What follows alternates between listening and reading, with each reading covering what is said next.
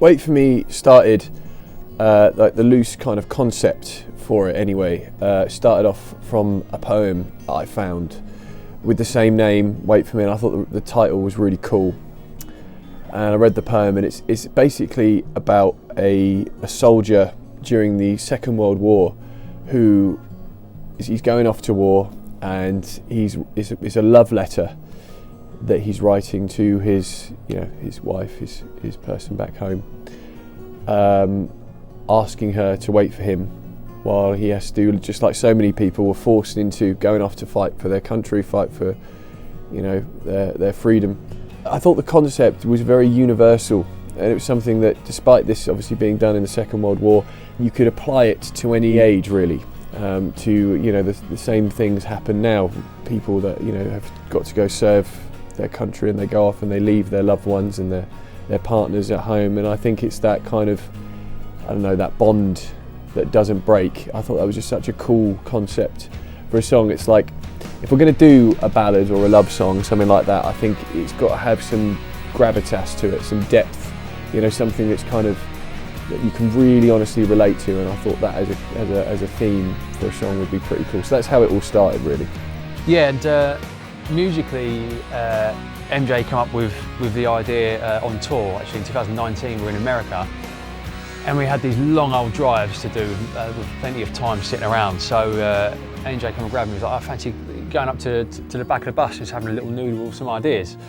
And he showed us the intro to Wait For Me. It actually had more than the intro. You obviously been working on it. It had like the melodies for the verse and the pre-chorus, I think. He's like, "Mate, I've got this thing stuck in my head. I think we could do something with it. It's quite like it feels like it wants to be like a ballad type song."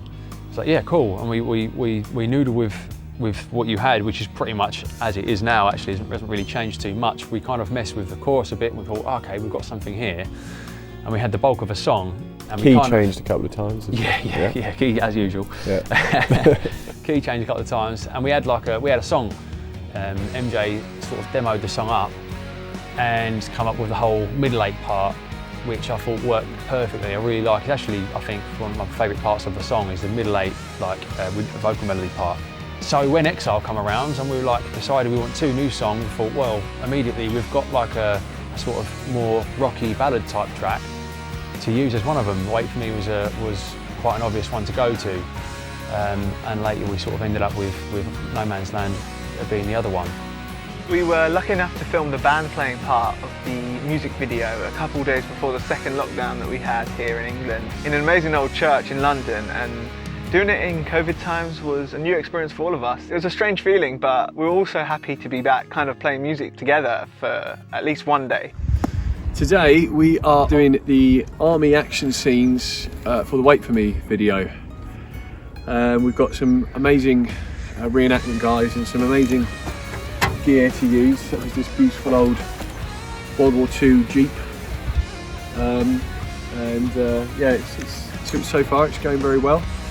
Hopefully we're going to blow some stuff up and make some noises, and this is the last bit really for the Wait For Me video, and then after that it's all going to be spliced and sliced together, and hopefully it should look pretty epic when it's all done.